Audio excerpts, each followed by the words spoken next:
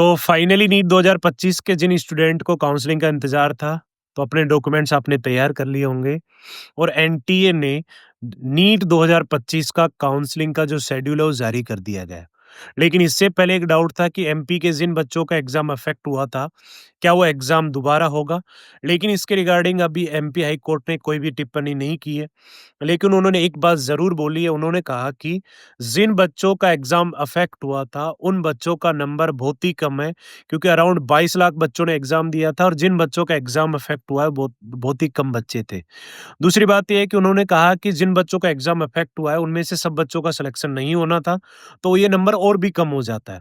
इस वजह से रीनीट के चांस तो बहुत ही कम है उन बच्चों के लिए। अब बात आती है कि जो शेड्यूल आया वो कैसा है, कब-कब आपके फर्स्ट राउंड होगा, कब सेकंड राउंड होगा, कब थर्ड होगा और कब स्टे राउंड होगा।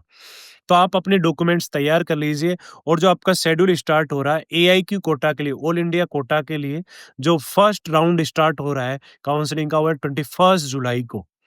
उसके लिए 21 से लेके 30 जुलाई के बीच में राउंड 1 होगा और उनके डॉक्यूमेंट वेरिफिकेशन होंगे आपके 7th और 8th अगस्त को।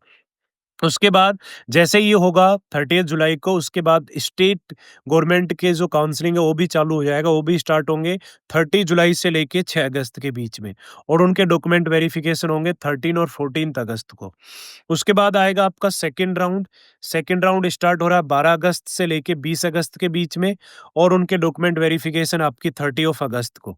उसके बाद स्टेट गवर्नमेंट की जो काउंसलिंग स्टार्ट होगी सेकंड राउंड के लिए वो 19 ऑफ अगस्त से लेके 29 ऑफ अगस्त के लिए।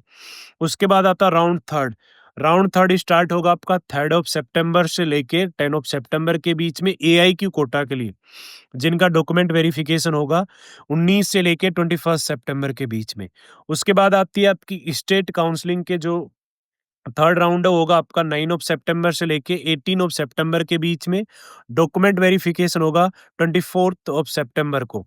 इसके बाद यदि कोई गवर्नमेंट कॉलेज हो या कोई भी डीम्ड यूनिवर्सिटी हो, यदि उसमें सीटें खाली रह जाती हैं, तो गवर्नमेंट उसके लिए स्टे राउंड करवाती है। पहले सभी कॉलेजेस के डाटा इकट्ठे किए जाते हैं, चाहे स्टेट हो, चाहे सेंटर कॉलेज हो।